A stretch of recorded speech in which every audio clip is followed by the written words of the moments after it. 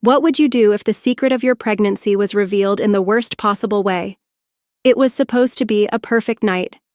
I prepared Ethan's favorite dinner, hoping to finally earn his mother's approval after weeks of tension. But when my mother-in-law whispered something into his ear, I saw his face shift from calm to furious in an instant. And then, in a moment of pure shock, he slapped me, his pregnant wife, before he even understood what was happening. The shock, the tears, and the overwhelming nausea hit me all at once. Could I ever trust him again? Could I ever forgive him? More importantly, could I stay with someone who had hurt me and our baby like this? I still recall the sound of my mother-in-law's heels clicking against the hardwood floor as she walked toward Ethan. The aroma of the lasagna I had spent hours preparing filled the air, and I was hoping, desperately hoping, that tonight I would finally earn her approval. My stomach was in knots, morning sickness had hit me hard at 6 weeks, but I hadn't told anyone yet about the pregnancy. Then, everything shifted. Vivian, my mother-in-law, placed her hand on Ethan's shoulder and leaned in, whispering something in his ear. I watched in real time as his face shifted from calm to furious in a matter of seconds. The warm brown eyes I had once fallen in love with turned cold, and he turned his gaze on me. "Is this true?" he demanded, his voice full of accusation. He stood so abruptly that his chair scraped loudly against the floor. "Have you been lying to me?" Before I could even respond, his hand shot out. The slap was so hard, so sudden, that I lost my balance, stumbling back into the wall. My cheek burned, and the room seemed to spin around me as tears welled up in my eyes. And then it happened, the wave I'd been holding back all evening, the one I couldn't control anymore. In front of both of them, I threw up. Ethan took a step back, visibly disgusted, but froze when he noticed something in my purse that had fallen open on the floor.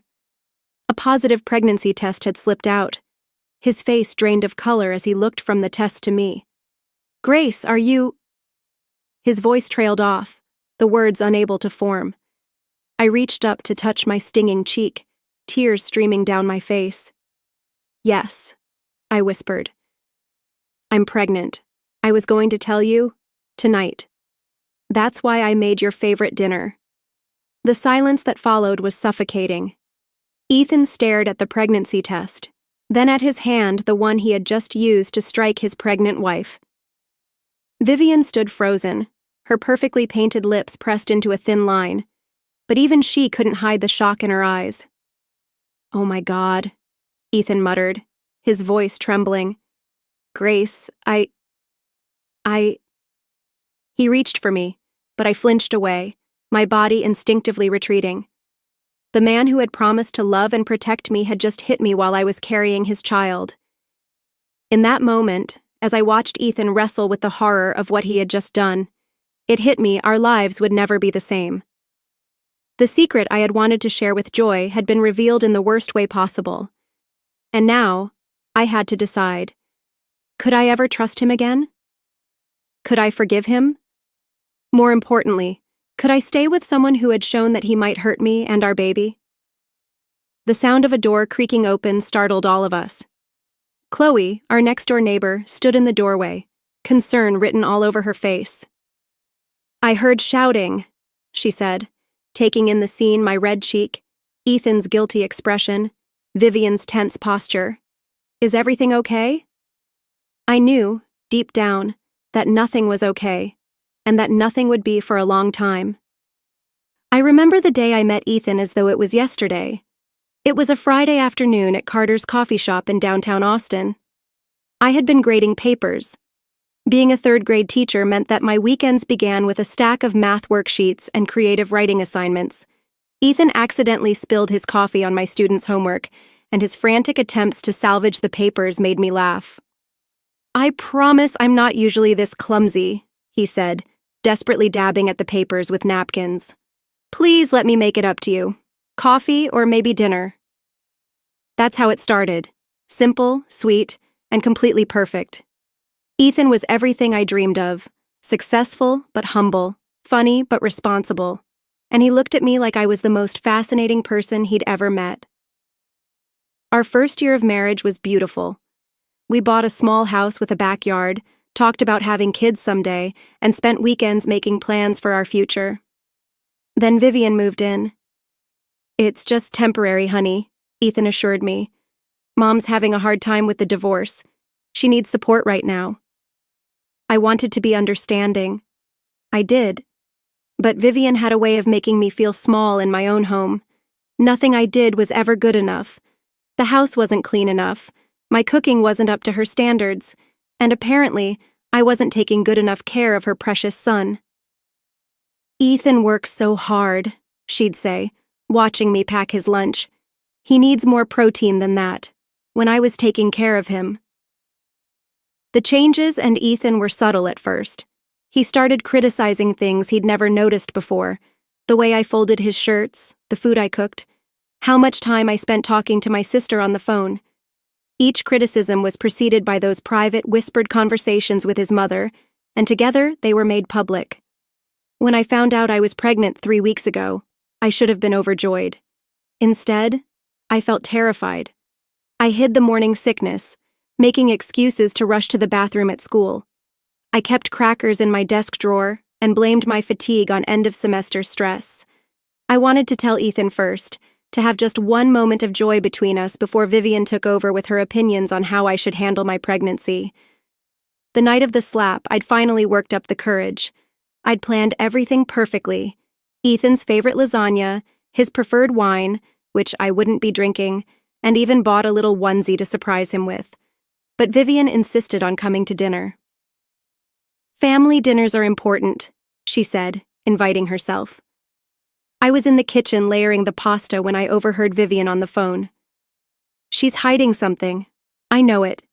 I saw her running to the bathroom at odd hours, probably having an affair. My Ethan deserves better than that." My hands shook as I placed the lasagna in the oven. An affair? Is that what she whispered to Ethan at dinner? Is that why he was so quick to believe the worst about me? Standing in our dining room now with Chloe witnessing the aftermath of what just happened, I felt the weight of every wrong assumption, every whispered lie, every moment I stayed quiet to keep the peace. My hand moved protectively to my stomach. The baby inside me deserved better than this. I deserved better than this. "Grace." Ethan stepped toward me again, his voice breaking.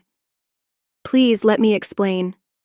But Chloe had already wrapped her arm around my shoulders. "She's coming with me," she said firmly, "and you better not try to stop her."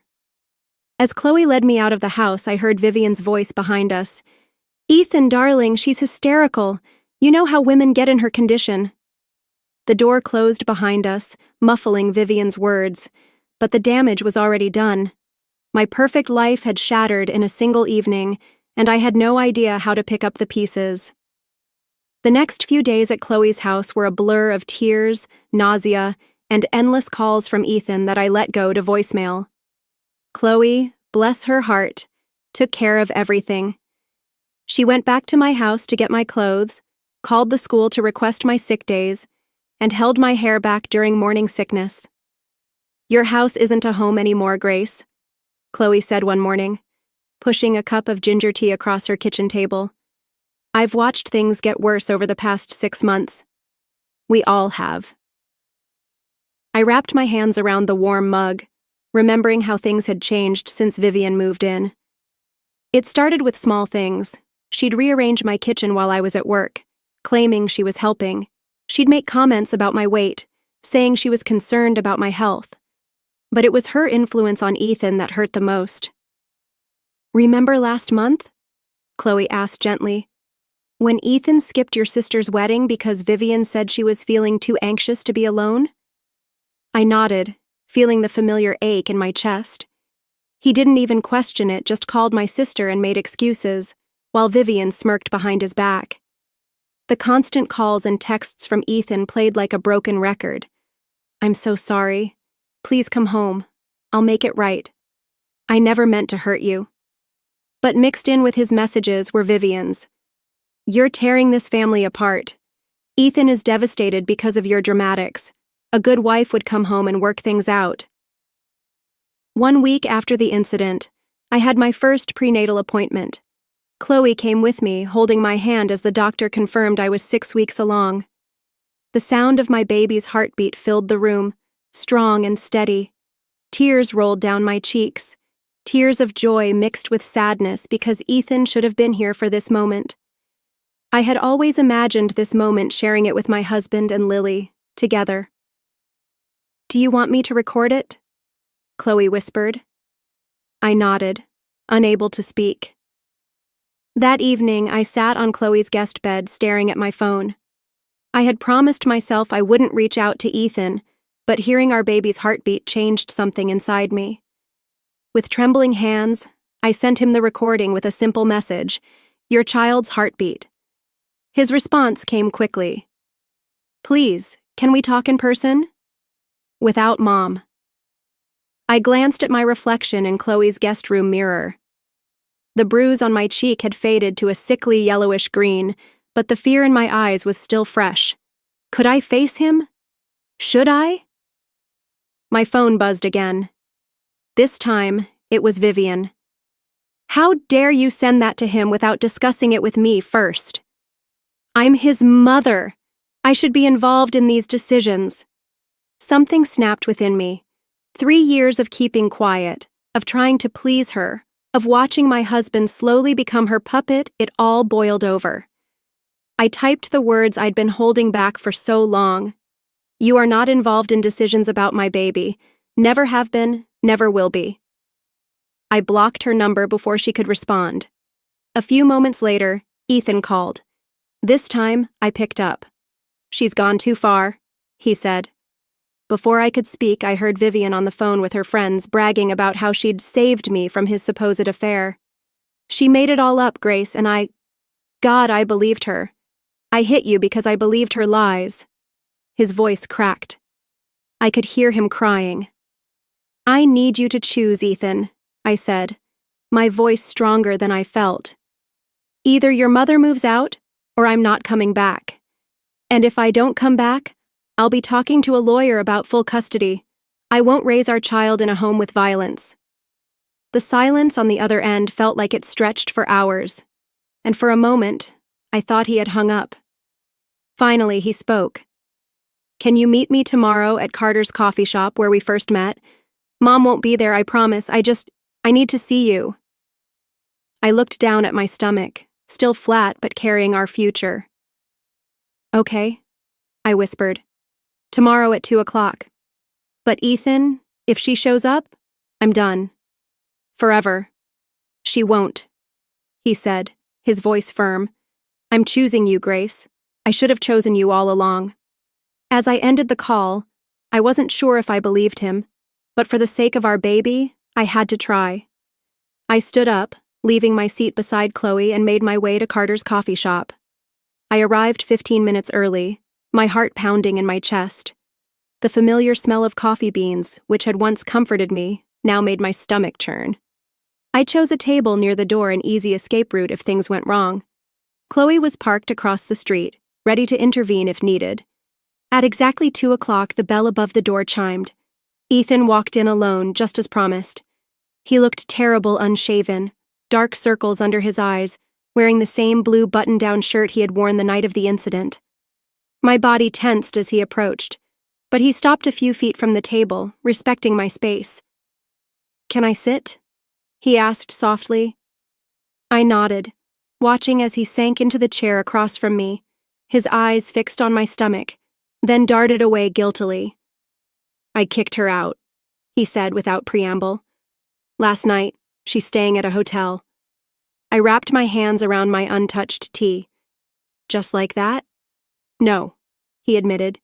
"She screamed, cried, and told me I was abandoning her, said I was choosing He swallowed hard. "I can't even repeat what she called you, but I packed her bags myself, told her if she didn't leave, I'd call the police." A couple at the next table glanced our way. I lowered my voice.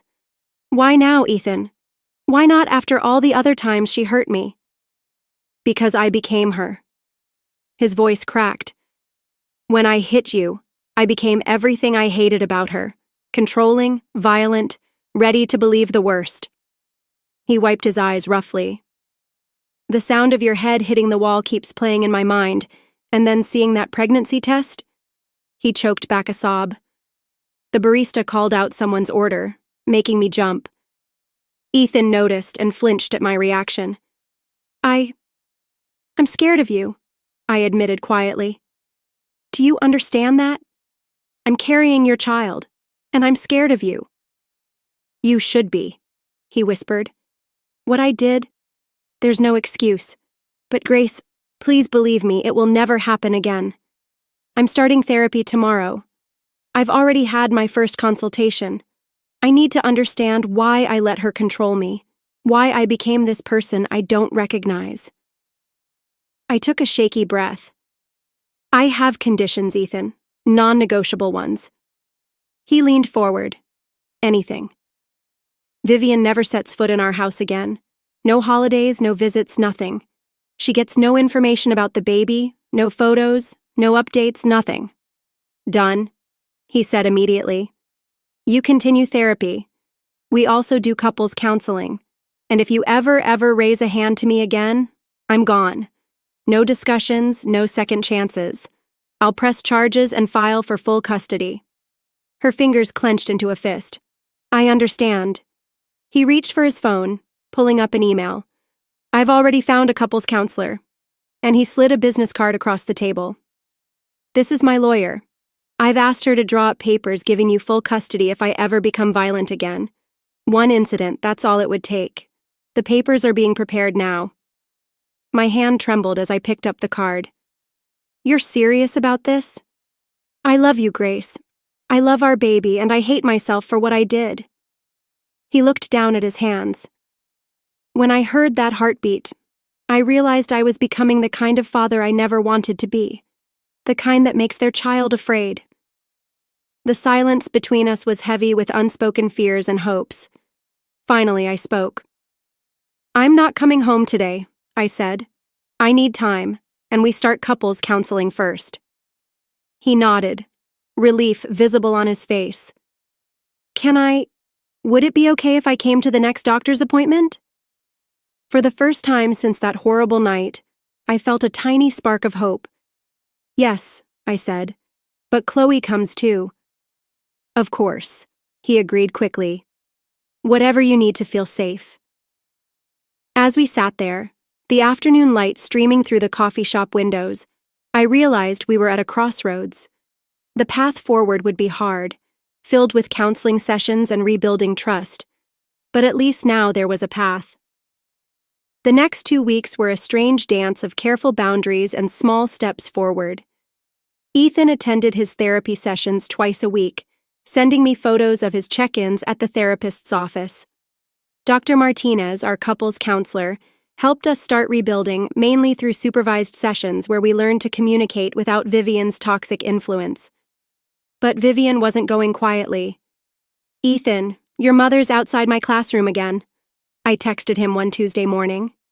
Through the window, I could see her sitting in her silver Mercedes, watching the school entrance.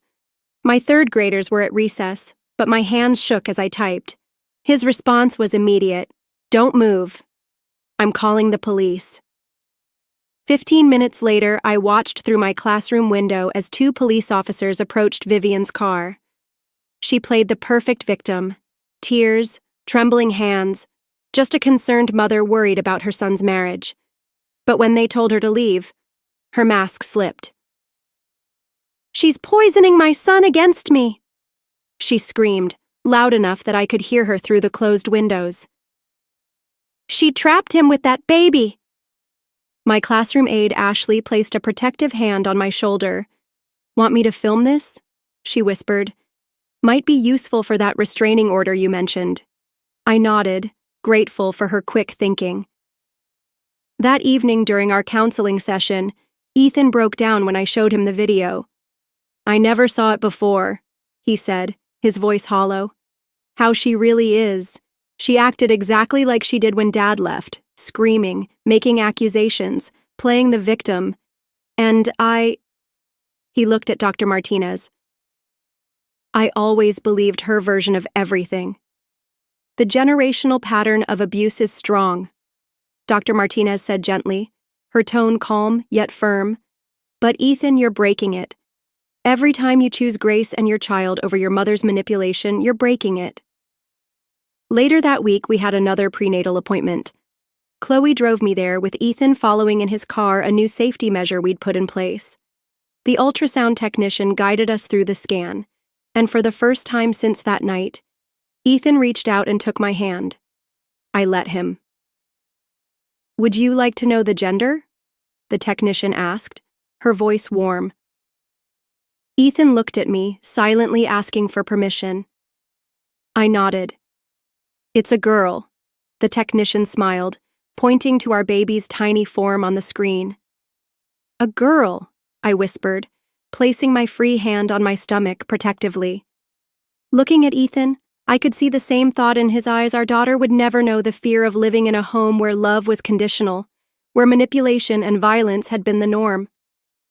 That evening, as Chloe and I were leaving the clinic, we found Vivian waiting in the parking lot.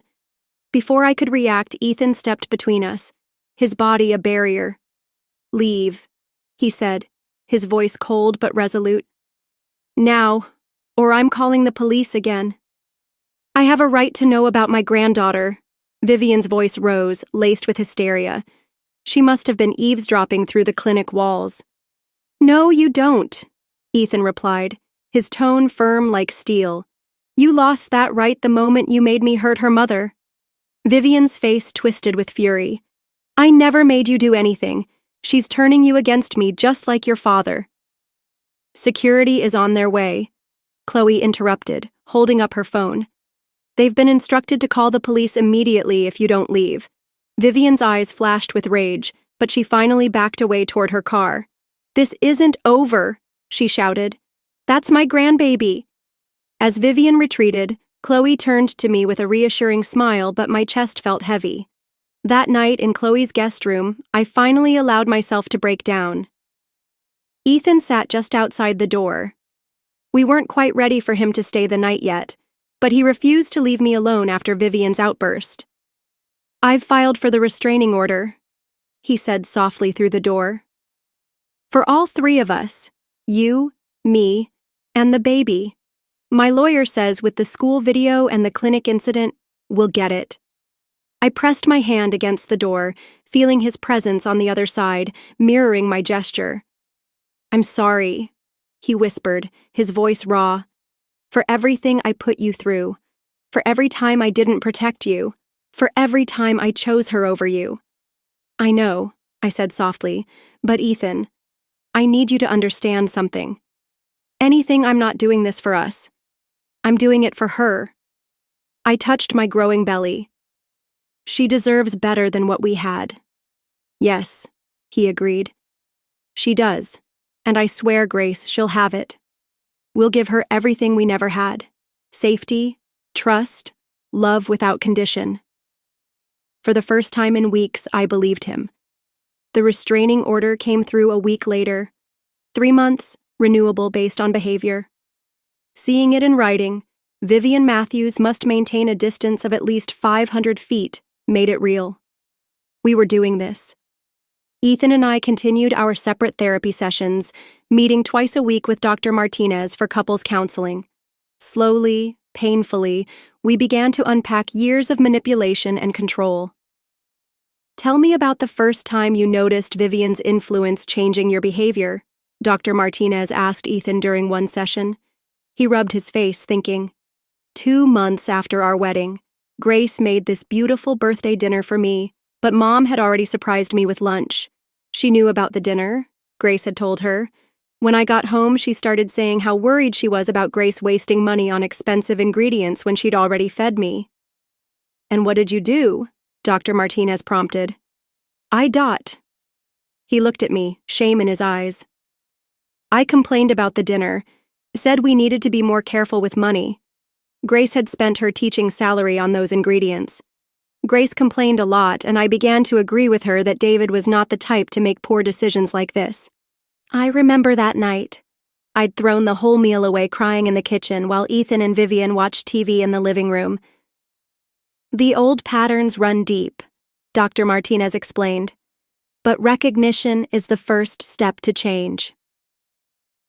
By my 5th month, we felt ready for me to move back home. Chloe helped me pack, still unsure. "Are you certain about this?" she asked, folding my maternity clothes. "No," I admitted, "but I need to try, for her." I touched my growing belly. The house felt different when I returned. Vivian's things were gone. Her photos, her decorative plates, her passive-aggressive sticky notes about cleaning. Ethan had repainted the walls in soft yellows and greens, colors we chose together for the nursery. "I got rid of the dining room set," he said quietly. "Bought a new one. I didn't want you to have to look at that table every day." The new table was round, warm oak instead of Vivian's formal mahogany. No hierarchy, no head of the table where she used to hold court. Instead, we developed new routines. Ethan would text before coming home, giving me time to prepare for his arrival. We cooked together, instead of letting me handle all the meals. Every decision about the baby was made jointly, with no outside input. The first test came at 7 months. Vivian sent a baby gift to my school, an expensive silver rattle with a note claiming that family heirlooms can't be kept away by restraining orders. Ethan took it straight to our lawyer. "She's testing boundaries," he said, making sure we know she's still watching. The rattle was returned through legal channels with a warning about violating the restraining order. That night, Ethan held me as I cried. "What if she never stops?" I whispered. "What if our daughter has to grow up looking over her shoulder?" "Then we'll protect her," he said firmly. "Every day, every time. I won't fail her like I failed you." Dr. Martinez helped us make a safety plan. Passwords for daycare pickup, security cameras for the house, a list of protected contacts who could help in emergencies. As my due date approached, we faced another challenge, the hospital birth plan. Vivian had somehow discovered which hospital I'd registered at. "We need to change hospitals," Ethan said, showing me the message his mother had sent through his cousin. "She's already trying to get information from the maternity ward." So we switched, registered under Chloe's address, and made sure every hospital staff member knew about the restraining order. It felt extreme, but seeing Ethan take these steps to protect us helped rebuild my trust in him. "You're doing the work, Doctor," Martinez said in one of our last sessions before my due date. "Both of you. That's what matters." Looking around our reformed home, at the nursery we'd built together, at the man Ethan was becoming without his mother's influence, I finally felt something I hadn't in months. Peace. Labor started at 2 a.m. on a quiet Tuesday. Ethan called Chloe first, then followed our practiced plan. Hospital bag, car seat ready, security cameras checked, no signs of Vivian's Mercedes anywhere near our home. The delivery room was calm, nothing like the chaos I'd feared. Ethan stayed by my head, holding my hand and whispering encouragement. Chloe guarded the door, our self-appointed sentinel. After 12 hours of labor, our daughter, Lily Grace, entered the world, screaming her little lungs out. "She is perfect," Ethan whispered, tears streaming down his face. "She looks just like you." As I held Lily for the first time, I studied her tiny features, my dark hair, Ethan's nose, 10 perfect fingers and toes. She was everything we'd fought for, everything we'd protected. The first test came sooner than we anticipated. A flower delivery arrived at the hospital, addressed to "My first granddaughter Lily." Ethan intercepted it before it reached our room. The card read, "Blood is thicker than water. She'll need her grandmother soon enough." Instead of hiding it from me, Ethan showed me the card. "No more secrets," he said firmly, ripping it up in front of me. "We handle everything together now." The hospital security doubled their rounds. Chloe's partner, Tom, a police officer, volunteered to stay outside our door during the night shift. We were surrounded by protection people who understood our need for safety and peace. Coming home wasn't anything like I'd imagined during my pregnancy. Ethan had installed new security cameras, changed all the locks, and added extra lighting around the house. But inside it was just us, our little family of 3. "Welcome home, Lily," I whispered softly as I carried her into the nursery we had created together. The room was a sanctuary painted in soft colors, filled with books and stuffed animals we had both carefully chosen. The first few weeks blurred together with midnight feedings and endless diaper changes. Ethan had taken extended paternity leave, showing his commitment to being present every step of the way. We were crafting our parenting style, free from Vivian's critical voice and manipulation. At Lily's 1-month checkup, our pediatrician smiled warmly at us. "She's thriving," she said. "Whatever you're doing, keep doing it." That evening, as we sat in the nursery with Lily peacefully asleep in her crib, Ethan took my hand. "I saw Mom today," he said quietly. "At the grocery store. I was picking up more diapers." My heart stopped. "What happened?" "She tried to approach me, asked about Lily," he said, squeezing my hand. I walked away, called security, followed our plan. I released the breath I had been holding. "And how do you feel?" "Sad," he admitted, his voice heavy, "but certain. Our daughter will never know that kind of love, the kind that hurts, the kind that controls. She'll only know the real thing."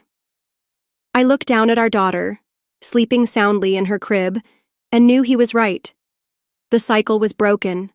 Our home was filled with a different kind of love now, the kind that protected instead of controlled, the kind that built up instead of tearing down. Lily stirred in her sleep, making the tiny baby noises that melted our hearts. Ethan and I sat there, hands still linked, watching her. "Thank you," he whispered. "For what?" I asked, my voice soft. "For giving me a second chance. For showing me what a real family looks like." For her, I leaned against his shoulder, feeling truly safe for the first time in years. "We did it together," I said quietly, "and we'll keep doing it. Every day." For her outside, the sun was setting on another day in our new life, a life we had fought for, a life we would continue to protect, a life where our daughter would grow up knowing only love and never fear, and that made every struggle, every tear, every difficult decision worth it. So, with everything that's happened, can I truly trust and go back to Ethan? Can he change to become the husband I've always hoped for, or is this just a wound that can never heal? From a logical and analytical perspective, this relationship is facing a huge challenge. Ethan's actions were not a one-time accident, but rather the result of a long chain of events, especially the influence from his mother. The controlling behavior and patterns built over time will not change overnight, no matter how many promises he makes. In this case, Ethan may feel guilty and want to make things right, but that doesn't mean change will happen instantly. Changing behavior, especially when it's been heavily influenced by family dynamics, is a long process that requires patience. He'll have to prove himself through actions, not just words. However, the most important factor is the trust between them. Can Grace accept starting over, knowing that Ethan has hurt her and that the wound can't be completely erased? This is a question that will take time to answer. This story also emphasizes that every relationship needs respect and mutual protection. No one can change unless they fully acknowledge their mistakes and take concrete steps to fix them. What do you think about forgiving and giving a chance to change after being hurt? Is change a process or just empty promises? Share your thoughts.